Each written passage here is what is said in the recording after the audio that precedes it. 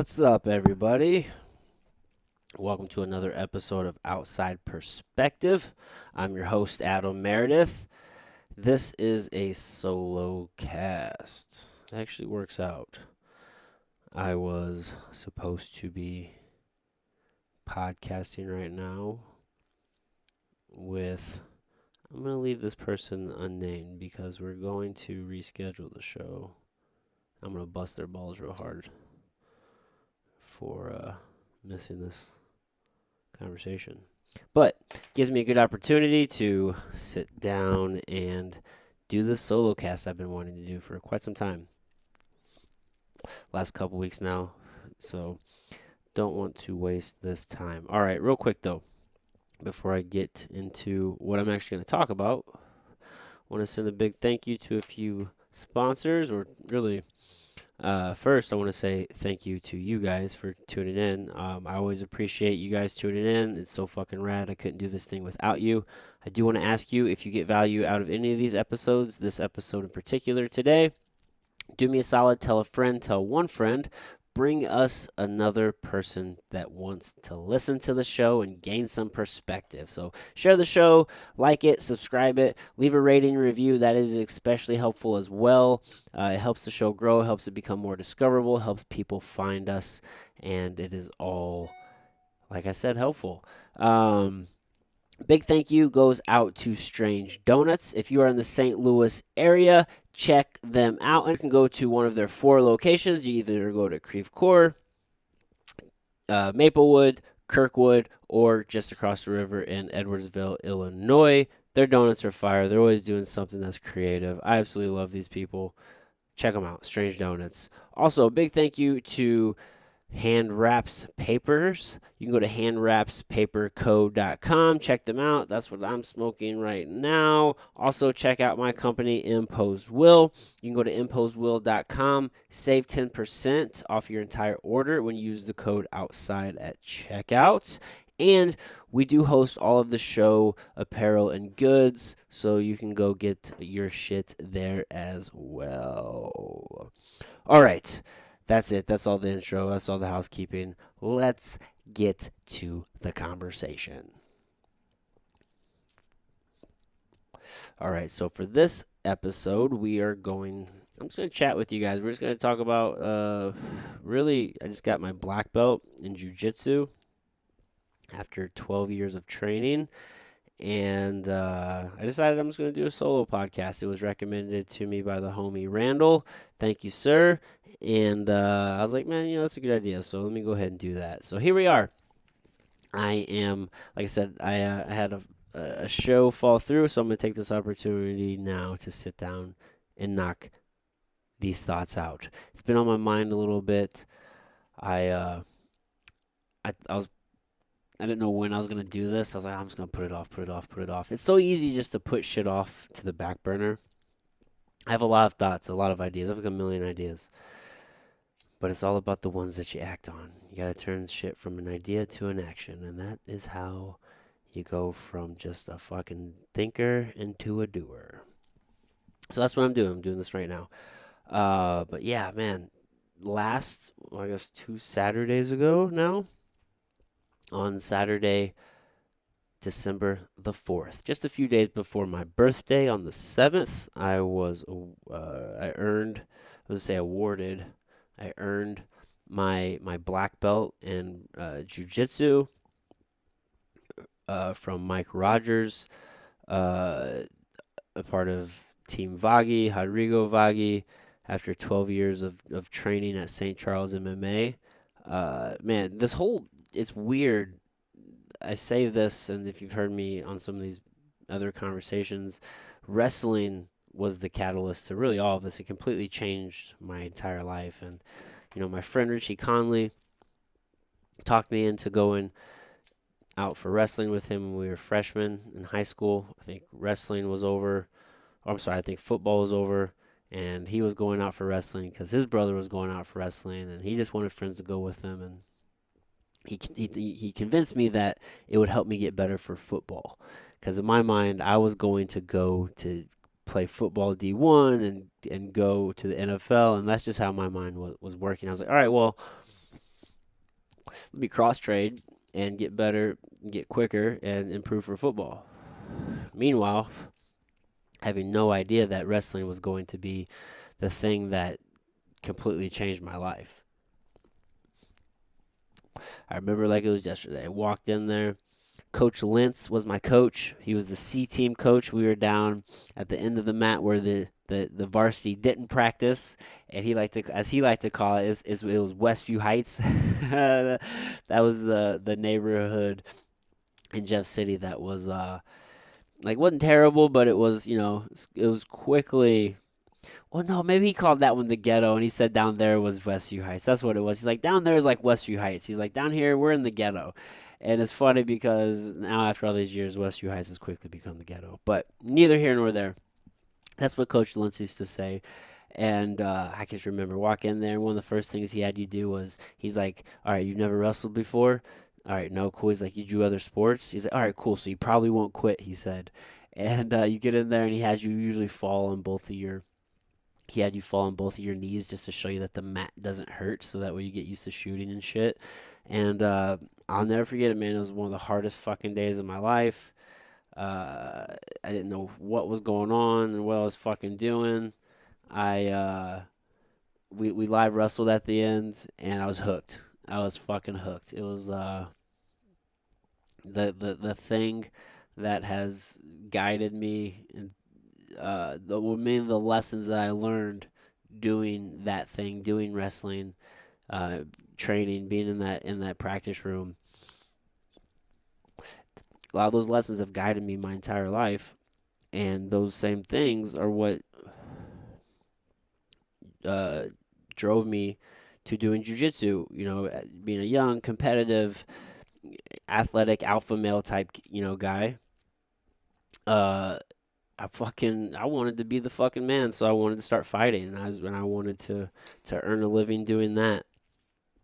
And I was like, all right, well, I know what I want to do, and at I had stopped wrestling in high school or in college. And now at this point, I went all 4 years of high school, did the wrestling, went to college, had my son, and stopped doing wrestling, and I wanted to uh, keep competing and keep developing, and I saw fighting as that path for me. So got into fighting.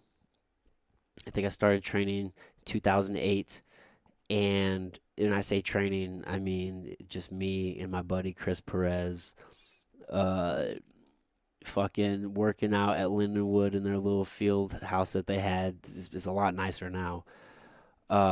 Just him and me, just a lot of times it was just me by myself, actually, just training, working out. I was also a personal trainer at 24 Hour Fitness, but whenever I could get Chris, he was a wrestler. He had some MMA fights at the amateur level already. He would work with me a little bit, and man, I can't thank him enough for putting in that time with me very early on when I had nobody. It was just me, and he helped me, and I got some fights, and I had 3 amateur fights. I won all of them, and I was like, man, but I can't keep training by myself. I just know I can't do this to make it to the next level. I've got to find a gym, and I knew I wanted to find a jiu-jitsu gym because at the time BJ Penn was the man. He was on top of the world. Everybody's talking about, black belt, and I think it was 5 years. Whoa, first American, I believe, black belt, or to win maybe a world championship at black belt. I'd have to double check that. Let me double check that now. Let me see. Was he? Because I don't even know. Let me see here. BJ Penn, black belt.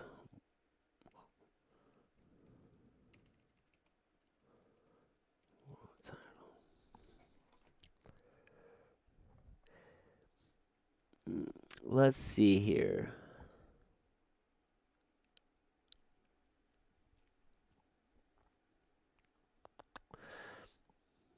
BJ Penn. Let's see what BJJheroes.com has to say about BJ Penn. Also known as the Prodigy, an iconic figure in martial arts and combat sports. Yes, we know this. Amongst the incredible, oh, come on, you motherfuckers. No, I don't want to buy your shit. They try to phrase it like, no, you can't learn anything from somebody. Anyway, amongst the incredible list of achievements accomplished by the Hawaiian, BJ Penn was also one of the fastest men to achieve his black belt in Brazilian Jiu Jitsu. Oh, I was way off. 3 years and 4 months. Took me 12 years. He did it in a fourth of the time. Holy shit, man. World champion. Yep, he won worlds as a black belt in 2000. Holy shit. Just 2 years earlier, took silver as a blue belt, 98. Jesus Christ, fucking good. So good. Black belt stardom was one of the fastest ever recorded. Yeah. So 6 months to blue, 1 year and 6 months until he reaches purple. 8 more months, got his brown. All from different people, it looks like. Looks like blue he got from Half Gracie.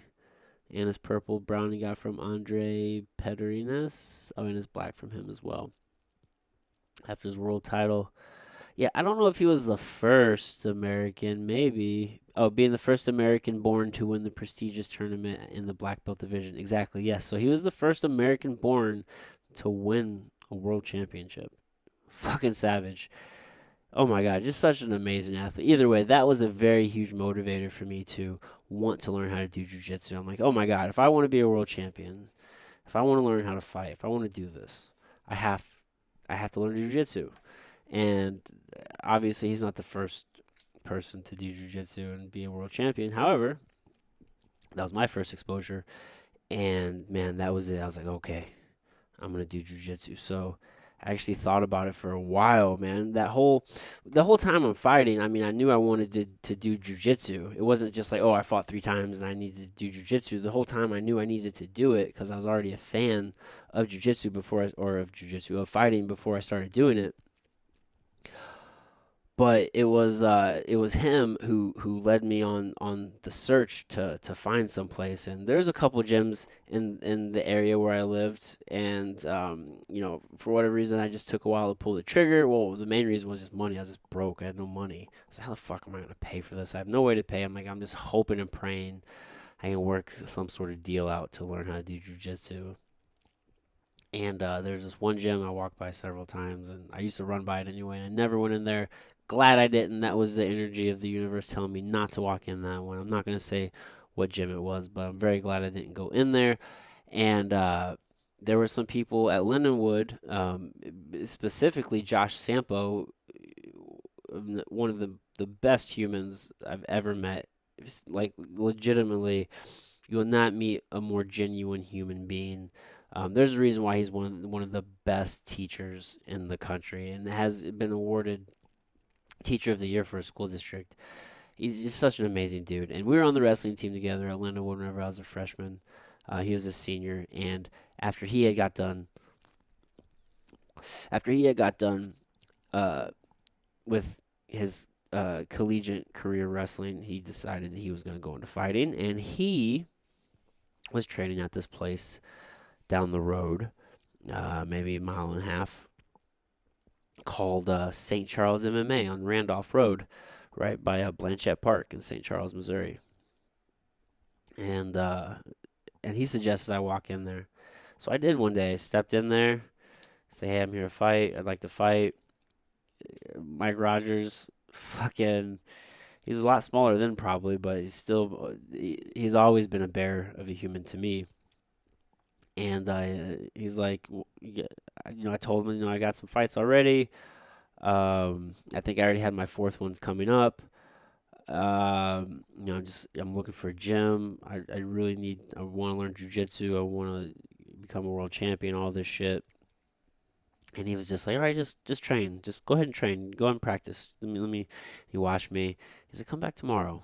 Have me come back tomorrow, have me train. And we worked out a deal where I was able to pull weeds and do just some landscaping work, like just cut the grass and trim the hedges and pull weeds and just all that shit.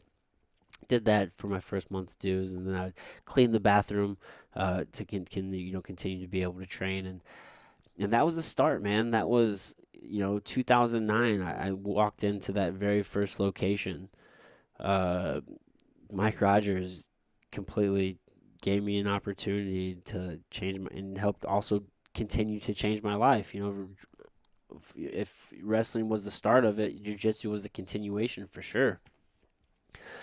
And man, almost like the rest is history, man. I don't want to go over my whole fight career, but I stepped into that gym in 2009 with only the intention to fight, but I wanted to learn jiu-jitsu as a means to help me do that.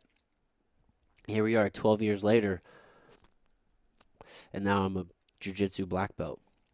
And I don't fight anymore. It's been probably, 4 years since I fought?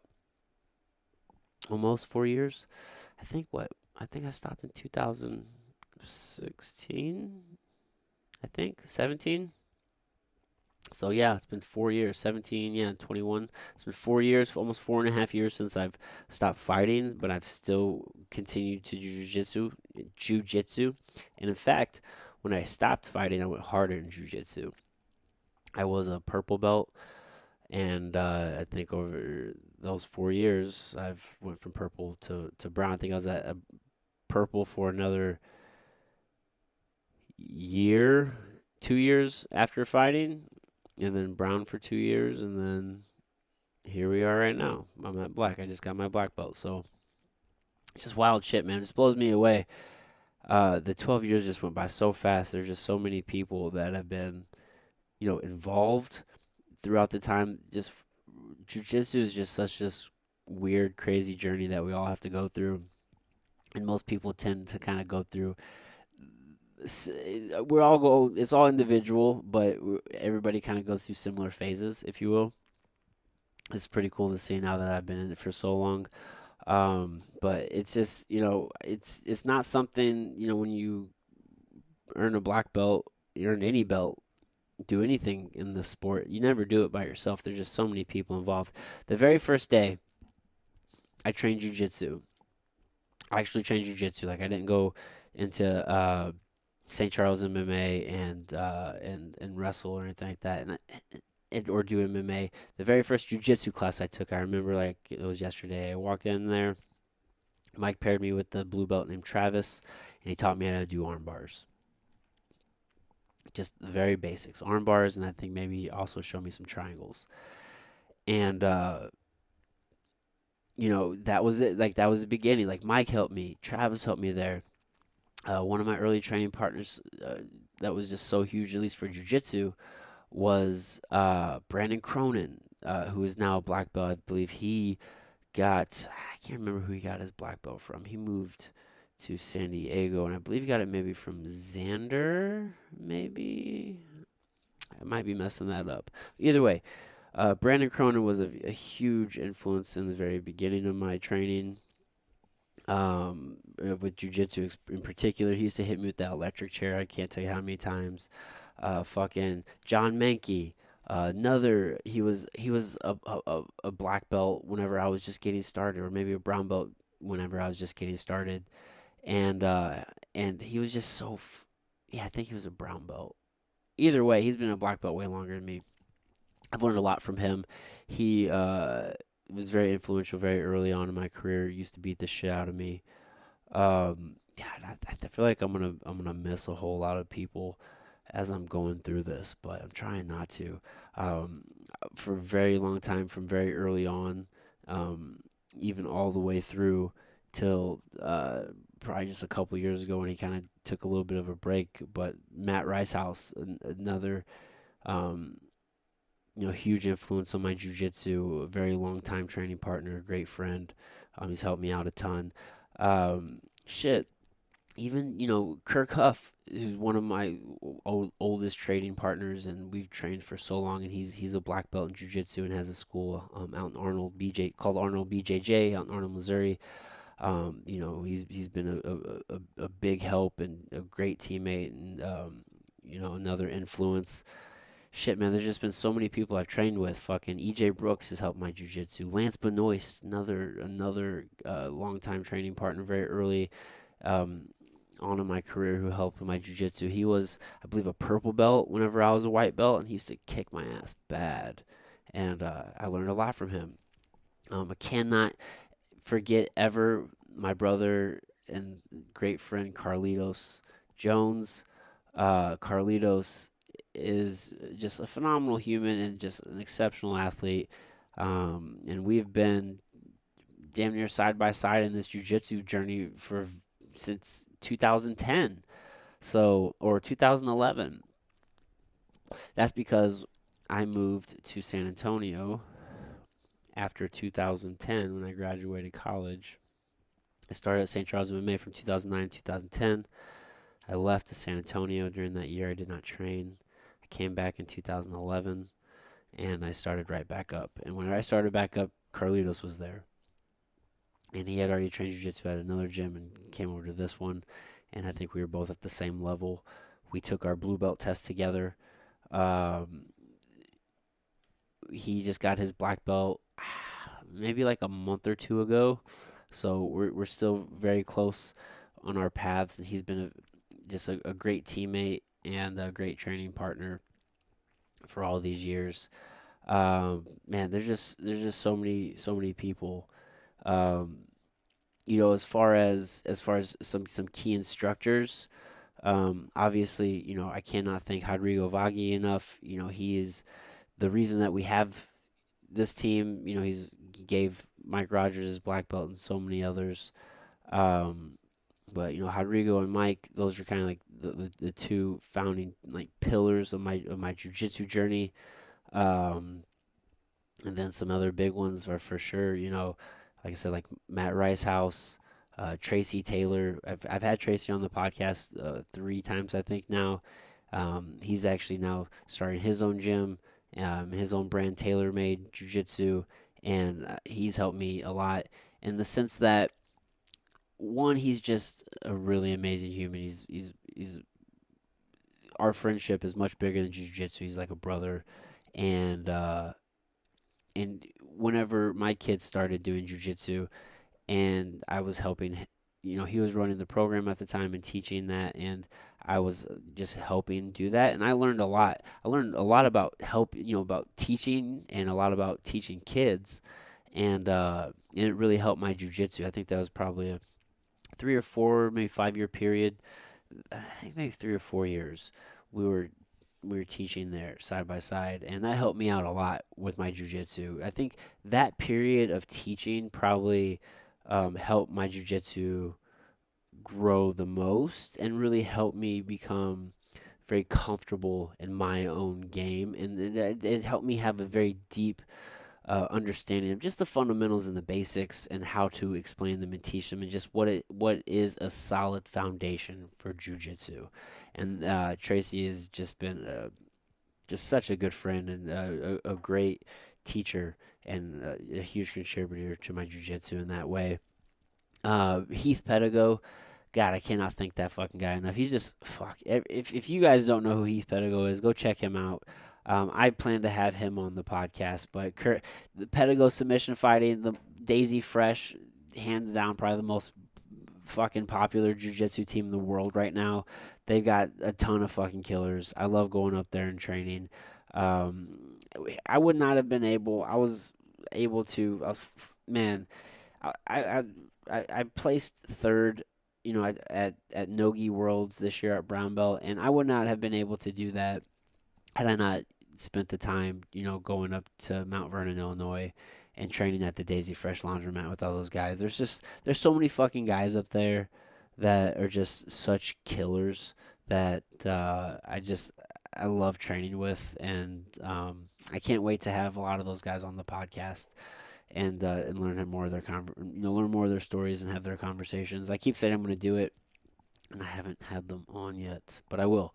Actually, I have Wes coming very soon, and we're gonna have a conversation. So we're gonna get the ball rolling on those. But Heath is just he's like the patron saint of lost souls, and he's just a level-headed, down-to-earth dude, and he's helped take my jujitsu to that next level. So that way, I can I can start um, I can start just doing the things I'm capable of doing. Really, start competing and winning and being successful. Honestly, man, I fell out of love with competing. It's like the last thing I wanted to do. Is it gives me so much fucking anxiety now. I don't really get a lot of joy out of it.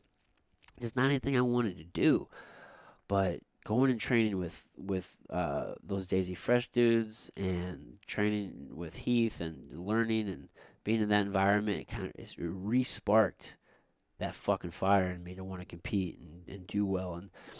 And if it weren't, for me going up there and training with those guys, I don't think I would have placed at Nogi Worlds. I don't think I would have, I didn't place at Worlds. I was fucking close, and you know, I don't think I would have gotten to the point. It was a shitty situation at Nogi or at Worlds because I wasn't feeling the best.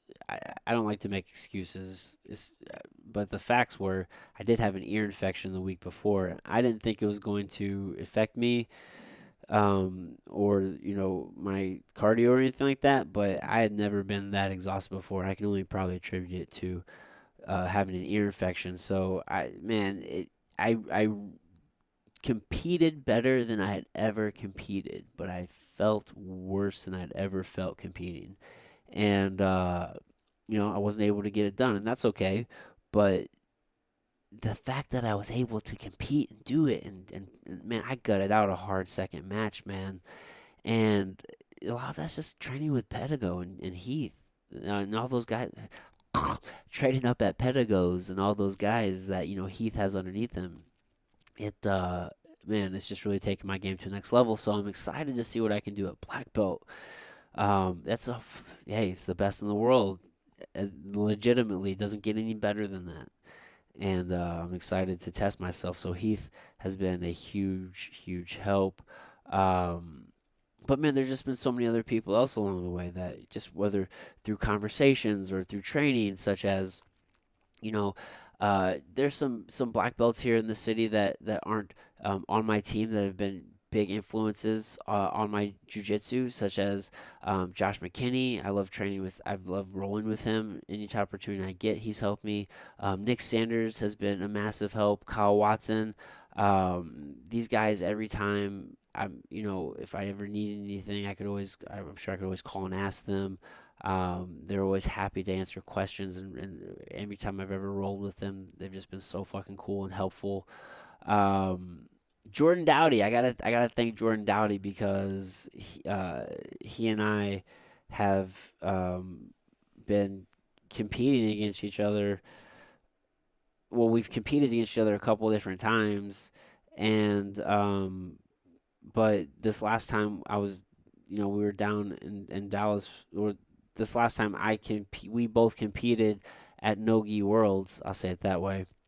This most recent one, we were like teammates down there. We didn't compete against each other. We were both in our separate divisions. We were both a brown belt, but it was like having a teammate down there. And I don't know. I just feel this kinship to Jordan. He's made me a better competitor and athlete throughout the time. Man, they're just so many fucking people. All the people. I've had so many training partners and teachers throughout the years. Fuck, dude.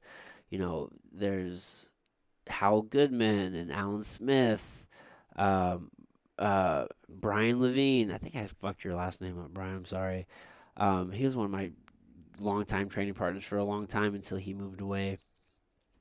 Uh, Shit, man. There's just so many people. All the guys up at Pedagog's fucking uh, uh, Jordan and Dro and Tad and Pixley and Couch and Rondo and Jared and Josh and goddamn, I'm sure I'm fucking and Spatch and and fucking and George and Andrew and Bird and there's just so many people up there that have kicked my ass so many times. Um, Golly, Zach Freeman has been a great training partner throughout the years. Another really great dude. Um, God, who else am I? I'm sure I'm forgetting people. My homie Justin Bricker, cannot forget Justin Bricker. Such a good friend. Such a good friend. One of my favorite people to talk to jiu-jitsu about. He traveled with me down to Austin, Texas, where I got my ass handed to me by William Tackett. Big thank you to William Tackett for this journey, or for uh, your uh, your ass whipping in this journey. Um, Man, this is just crazy. As I'm sitting here thinking about this, this has just been such a crazy trip. Oh, such a crazy trip. I'm fuck, dude. I'm sure I've forgotten people, that have helped. Todd Fox has been a huge influence. Um, in that the legends of Todd Fox have always kind of driven me to like wanna.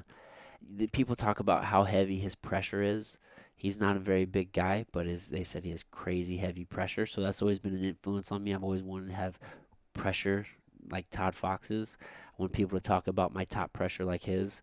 Henry Akins, who Todd actually helped connect me with. We had a podcast, and I was able to take a seminar from Henry, and that really helped with my game. And um, it doesn't take a lot of interaction with any one person for them to help influence your game. My boy Serge, uh, I just connected with him maybe a couple years ago, maybe not even now, maybe only a year. My boy Stu Beeth hooked me up with a great group of guys who trained some nogi.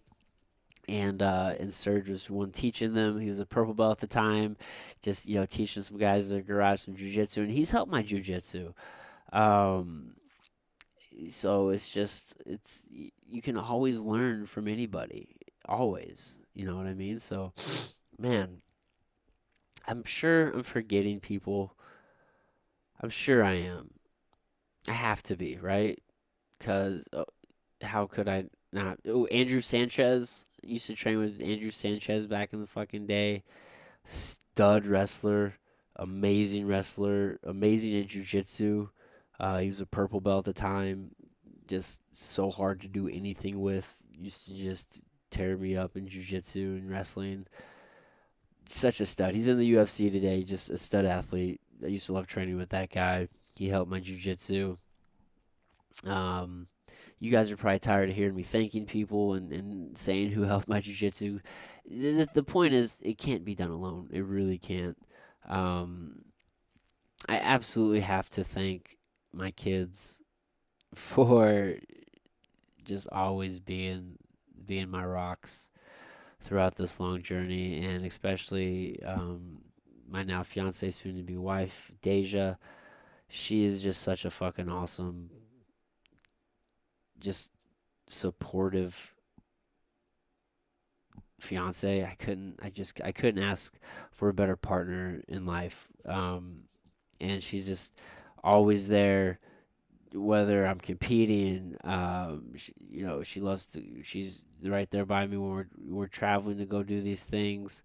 When I'm training, she's always super cool about me training and understanding about all the time you put in doing this thing. Listen, if you are a jujitsu spouse, you know what the deal is, and God bless every single one of you, because it is not easy, because us jujitsu people are fucking lunatics, and yeah, man, all we do is obsess over this shit. So she's been super supportive and understanding of that. It's been really cool. Man, I'm sure I forgot somebody. I had to have, right? Um, oh, cannot forget Kyle Cayley. Absolutely love you, sir. I love talking to you about not even about jujitsu. I love talking to you about horror movies and shit like that, because you know all the coolest shit about all that. But um, you were a blue belt whenever I was a white belt, and you're now a black belt as well, sir. And it's just been really cool to grow with all these people at the gym and go through this journey with everybody. Um, shit, man. I think that's everybody, man. I had to have forgotten somebody, I'm sure. I'm sure I did, but if I did, I'm sorry. I think that's it. Man, this has just been a hell of a journey. It really has. I yeah, I couldn't have done it alone. This definitely isn't the end. I just wanted to get to black belt as fast as it took me 12 fucking years. Yeah, right. I mean, I say that, but I would have liked. You always want me anyway. I got into jujitsu with the intention of getting a black belt. Like that was it. I wanted my fucking black belt. No ifs, ands, or buts. I knew I was gonna get it. I was hoping I'd get it sooner than 12 years. I was hoping I'd get it in like 9, but I didn't do what I needed to do to make that happen, and that's okay. And the reason I'm saying that is because now, at this point, this isn't the end. This is just where I'm at now. Because now, it's all about time. It's like I think it's every 3 years for your first 3 stripes, and I think it goes every 5 years for the next three. So we're looking at like, what is that? 24 years for 6 stripes. I'm with it, baby. I'm here for it. You see, catch me in 24 years whenever I have 6 stripes, because that's where my head's at. So I just want to get to black belt sooner in my life, so that way I can get to that coral. I think it's coral, right? That red and black belt. I want to get to that motherfucker before I got too old and decrepit. So that's where I'm at, baby. That's where I'm going for. This isn't the end. This is just the beginning. Jiu-Jitsu is always going to keep happening. It's a way of life. It's a part of my life. I got Jiu-Jitsu tattooed on the inside of my arm here. And I'm probably gonna get some other jujitsu tattoos on me, but not the jujitsu kanji, just something else to maybe memorialize or to remember, or I don't know, something to represent uh, jujitsu in my life. I don't know, man. All right, that's it. I'm gonna quit rambling. This was a fun one. It's nice to you know think about things out loud and to thank people. I don't know if any of these people will listen. Maybe they will. Maybe they won't. I don't know. Hopefully, maybe. If not, that's cool too. For you guys that do listen, thank you much. You guys are fucking awesome. Who the fuck did I forget? I'm just trying to think. Oh, big homie thing. Big thank you to the homie Jake Bright. Oh man, he was a good training partner for quite some time until he moved to Chicago, and now he's down in the Dallas Fort Worth area, still doing his jujitsu thing. Um, Still a great friend. I love that guy. Uh, yeah, I love it. He when he was in Chicago, I went and visited, and I got to check out his school, and it helped kind of open my perspective on jujitsu and the different types of gyms. That particular gym he was training at was way different than St. Charles MMA. So that was a huge eye opener, along my jujitsu journey. Big thank you to JW Wright as well and Fuji BJJ, and they've allowed me to and also Quentin and Dennis, who are running Fuji BJJ now, because they've helped me. They've allowed me to do some reffing and some competing on their super card. And yeah, man, just they're a part of the jiu-jitsu community here in St. Louis. We have such a fucking rad ass jiu-jitsu community, and that's my favorite part about jiu-jitsu is the community. And we have so many cool people here in St. Louis. I've mentioned so many already, and just being together and working together, and and training, and that's where it's at. Fucking iron sharpens iron, and it's St. Louis versus the rest of the world, not St. Louis versus St. Louis, man. Like that's not how it should be. So big shout out to all of you guys, because whether I've actually trained at your gym or not, or if I mentioned you or didn't mention you, but if you are in the St. Louis area and you're training jujitsu, especially if you're a black belt and you're a leader in the area, um, big shout out to you and thank you, because man, you're just a part of this as well. Like even if you're not directly maybe a part of my journey. You are certainly indirectly a part of it because we're all in this together. We all influence each other in this community here. So yeah, man, it's fucking rad, dude. It's rad. I really love it. We gotta listen. St. Louis is the motherfucking mecca. It is, or the Midwest is the mecca rather of jiu-jitsu. It's not about the West Coast anymore. It's the motherfucking Midwest. Oh, big shout out to Cody Kellison. Trains down at in Southeast Missouri, SEMO. The motherfucker, I, I I love training with that guy. I usually run into him up at Pedagog's. He's a black belt. He's a competitor. He's a savage. I always enjoy seeing that dude and training with him. He's been another influence on my jujitsu as well. Um, See, there's just so many people, and I'm sure some other people will come to mind as I'm after I get off of here. But I don't have them at the top of mind now. So, all right, I'm gonna stop rambling. I'm gonna quit talking. This was fun. This was actually therapeutic. This is what this was. I feel good about this. Hope you guys feel good about this because I feel good about this. It felt good to get it off my chest. Put it out in the universe. Say thank you to everybody that's helped me train. Oh, I guess I should say an ultimate thank you to the man Hickson because that is who my lineage is ultimately from. We got Hickson Gracie, who gave his black or who awarded Rodrigo his black belt, and then Rodrigo gave Mike his black belt, and now Mike has given me my black belt. That is the lineage. So that is the direct lineage. Again, there's just so many people that have helped me along the way, that have been a part of this, that have been a part of this in a major way. Again, those key players for me, if I had to name like a key core Mount Rushmore for myself, who have really been the biggest influences in my jujitsu career at this stage of the game is 100%. We'll just start with the top down. We'll start with Rodrigo, right? Because Rodrigo is the guy. While I haven't maybe directly one on one learned a ton because I don't train a lot at HQ, he is the reason for the team that I've been a part of. Mike Rogers, Tracy Taylor, Matt Ricehouse, Heath Pedigo. I think we'll round out with those five. I'll put those five on the Mount Rushmore for my jiu-jitsu because those guys who up until this point have helped me get to my black belt and have been some of the biggest influences and teachers for myself along this journey. Again, I know I went through a lot of other people on this podcast. Thank you all. You've all been amazing. Man, it's been a fucking awesome time. Life rips, bruh. Fucking awesome. I love it. I'm gonna keep loving it. I'm gonna keep living it.